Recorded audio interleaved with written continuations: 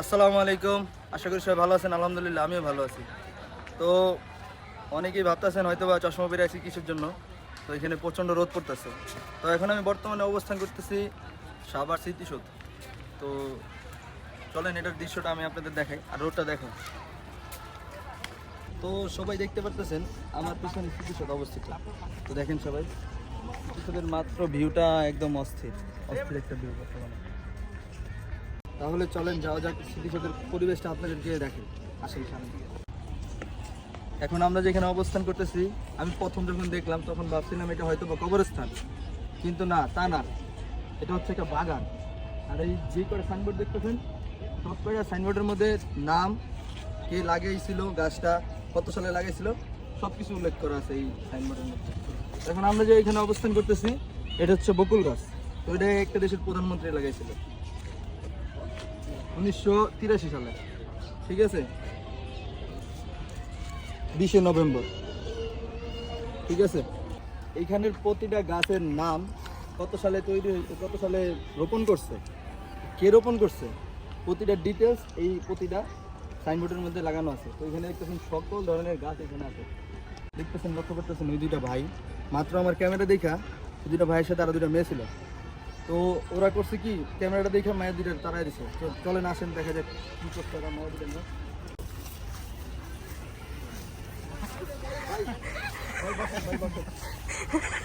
আপনাদের সাথে যে মাত্র দুইটা মেয়ে ছিল বইটা, আপনারা ওই দুইটা মেয়ের খেটেছেন কে ভাই? হ্যাঁ, আপনি খেতেছেন কে?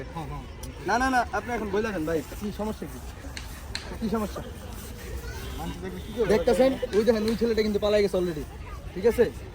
তো এইটাও কিন্তু দৌড় দিচ্ছে। আসলে এই এরিয়াটা অত্যন্ত ভালো পরিবেশ একটা। কিছু কিছু ছেলেরা আসে প্রেম করতে, নতুন নতুন প্রেম করে, নতুন নতুন প্রেম করে ওরা এখানে আসে প্রেম করে। তো চলেন আমরা ভিতরে যাই, ভিতরের দিকে কি হয় ঘটনা আপনাদের দেখেন। এমন একটা পরিবেশ, পুরা একদম মনোরম পরিবেশ। এখানে একদম ঠান্ডা একটা পরিবেশ আপনি পাইবেন। এখানে দেখেন চারিদিকে ফুলের বাগান, ফুল আর ফুল। তো ওই পাশটায় হেলিকপ্টার নামার জন্য জায়গা আছে। হেলিকপ্টার নামার জন্য দুইটা স্পট আছে।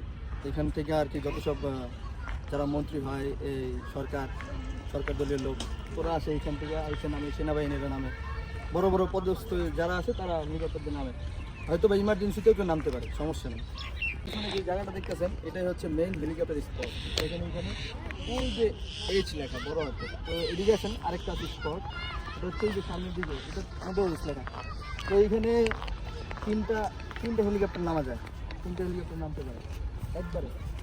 এইখানে আছে আরেকটা স্পট, এটা হচ্ছে ঠিক শহীদ মিনারের বাম পাশে, ঠিক আছে, বাম সেক্টর। এটা হচ্ছে শহীদ মিনারের ঠিক বাম পাশ, মানে যখন শহীদ মিনার যখন ঢুকে তার ঠিক বাম পাশটায় হচ্ছে হেলিকপ্টার স্পট। আশা করব যারা যারা আসবেন অবশ্যই আপনারা কবরস্থানটা চেক করবেন, যাতে দেখে আপনারা পারা দেন। কারণ আপনি যদি দেখেন যে আপনার বাবার কবরস্থান যদি কেউ পারায় তখন আপনি নিজের কাছে খারাপ লাগবে, আপনার ভাইয়ের কবরস্থান যদি কেউ পারায় তখন আপনি নিজের কাছে খারাপ লাগবে। তো আমি এটাই ভাববো যে যারাই আসবেন অবশ্যই কবরস্থানটা দেখে নামটা পইরা তারপরে পাড়া দেবেন, ঠিক আছে। আপনারা গাছগুলো দেখতেছেন, গাছগুলোর জন্য আরও বেশি স্মৃতিসৌধের যে সৌন্দর্যটা ওটা আরও বেশি বৃদ্ধি পেয়েছে। তো আসেন সামনের দিকে যাওয়া যাক। এটা আমরা বর্তমানে অবস্থান করতেছি স্মৃতিসৌধের ঠিক পিছন পাশটায়। বিন্দু জাতীয় স্মৃতিসৌধের ভ্রমণের সময় সকাল 10টা হতে বিকেল 5টা পর্যন্ত। জাতীয় স্মৃতিসৌধের ভ্রমণের সময় শেষ, আপনারা নিশ্চিত দায়িত্বে গেটের বাইরে চলে যান। তো এখানে বর্তমান সময় হচ্ছে 10টা থেকে ঠিক 5টা পর্যন্ত সময়। তো যারা যারা আসবেন অবশ্যই হাতে সময় নিয়ে তারপর আসবেন। বর্তমানে মানে আমরা যেই টাইমে আসছি তো এটা হচ্ছে আপনার একদম শেষ সময়।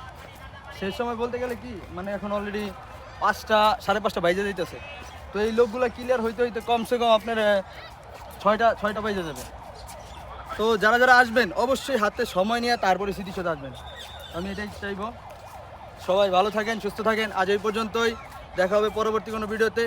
আসসালামু আলাইকুম, আল্লাহ হাফেজ।